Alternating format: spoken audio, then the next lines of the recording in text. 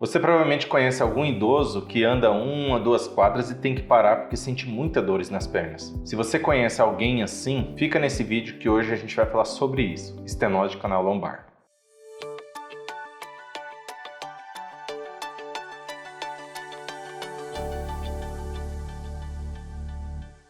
Com o passar dos anos, nossa coluna ela começa a sofrer um processo degenerativo. E lá no fim, nas fases finais, a gente vai ter o que chamamos de estenose de canal lombar, que é uma evolução avançada da doença degenerativa da coluna. O que significa isso? Em termos gerais, estenose é um termo que utilizamos na medicina para dizer um apertamento, uma redução de volume, uma redução de área.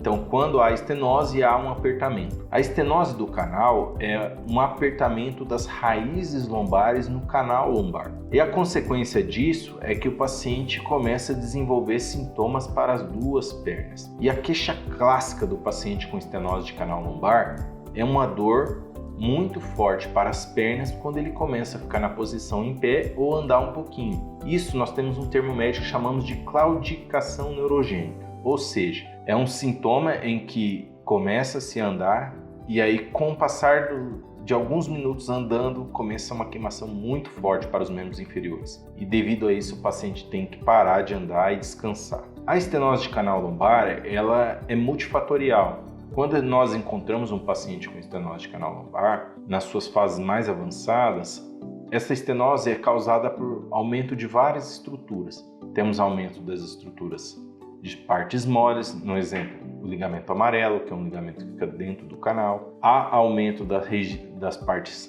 ósseas, a exemplo, a região que articula uma vértebra com a outra, que chamamos de articulação facetária, e também a presença das hérnias discais.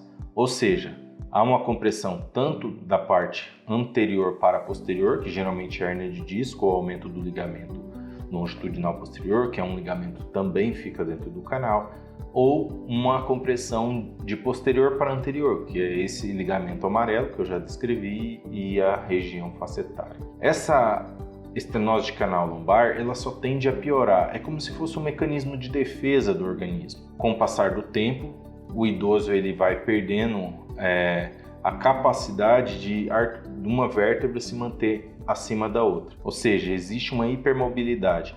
A forma do organismo tentar resolver isso é aumentar a espessura dos ligamentos, aumentar a espessura da região articular, às vezes há o abaulamento do disco e isso faz com que reduza ali o volume do canal central. Esse problema em fases iniciais às vezes não dá sintoma. O paciente vai passar ali fases iniciais assintomático. Todavia, quando vai piorando, ele começa a sentir a queixa de dor irradiada para as pernas e essa dor quando anda. Em casos mais avançados, há necessidade de uma descompressão do canal central.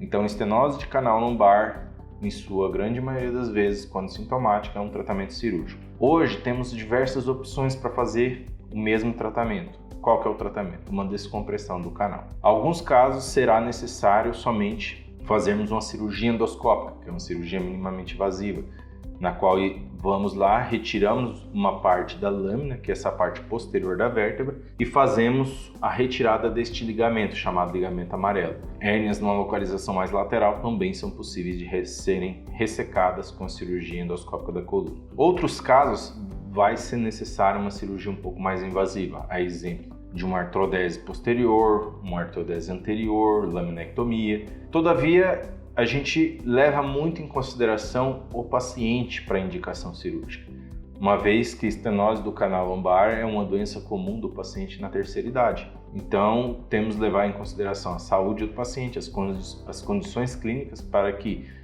façamos uma indicação cirúrgica com baixo risco a esse paciente. 3 perguntas que os pacientes geralmente me fazem a respeito de estenose de canal lombar. Doutor, eu tenho uma tia que também sente muita dor ao andar. O caso dela é estenose de canal? Bem, existe outro problema que às vezes está muito associado a essa dor ao andar que pode confundir com estenose de canal lombar, que é a insuficiência arterial dos membros inferiores. Principalmente naqueles idosos que às vezes são tabagistas, eles podem ter um sintoma muito parecido, que é o que a gente chama de claudicação vascular. Ou seja, ele começa a andar, é como se as artérias não fossem capazes de nutrir os membros inferiores quando a musculatura está em atividade. Então, nessa situação, é como se faltasse sangue para esse músculo em atividade e começa a sentir dor. Então, existe este diagnóstico diferencial, essa outra possibilidade para os pacientes que sentem dor quando se locomovem. Doutor, fale-me mais sobre essa cirurgia endoscópica. Quais são as grandes vantagens dela em relação à estenose de canal? Bom, a cirurgia endoscópica ela é uma cirurgia recente, moderna, e o objetivo dessa cirurgia é que ela é minimamente invasiva. Ela, através de um acesso de 1 centímetro, um corte pequeno, nós conseguimos fazer uma boa descompressão do canal central daquele paciente. Em comparação à cirurgia de parafuso ou mesmo a cirurgia aberta, a vantagem maior da cirurgia endoscópica é que, através de uma ótica com uma angulação, nós conseguimos descomprimir o canal dos dois lados sem ter que desarticular a vértebra bilateralmente. Então, quando nós acessamos por via endoscópica, nós utilizamos abrir somente um lado do osso. Através desse lado, nós conseguimos retirar o ligamento do outro lado sem ter que desarticular duas partes da vértebra. A consequência disso é que evitamos com que o paciente tenha um risco de escorregamento da vértebra após esse procedimento. É o que chamamos de espondilolistese iatrogênica. Isso evitaria talvez do paciente precisar lá na frente de uma cirurgia de fixação da vértebra.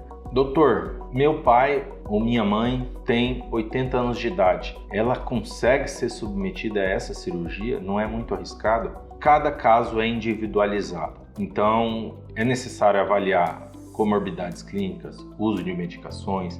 Esse paciente, geralmente, a gente pede a solicitação de parecer cardiológico. Então, antes de irmos para a fase de cirurgia, é feita toda uma investigação para ver se esse paciente tem um risco maior de, na cirurgia, ter alguma instabilidade ou ter algum risco de complicações. Então, a princípio, é possível. Para terem como exemplo, eu já operei paciente de 96 anos de idade com esse problema. O paciente teve uma grande melhora. Então, a idade é um limitante? Sim. Mas quando é feito um planejamento cirúrgico com avaliações prévias, os riscos minimizam bastante. E é possível trazer uma melhora da qualidade de vida daquela pessoa que está em sofrimento, tem uma mobilidade muito reduzida e às vezes, em alguns casos, já está até acamado por não conseguir mal ficar de pé devido às dores. Se você tem alguma dúvida a respeito desse tema, deixe nos comentários, vai ser um prazer responder.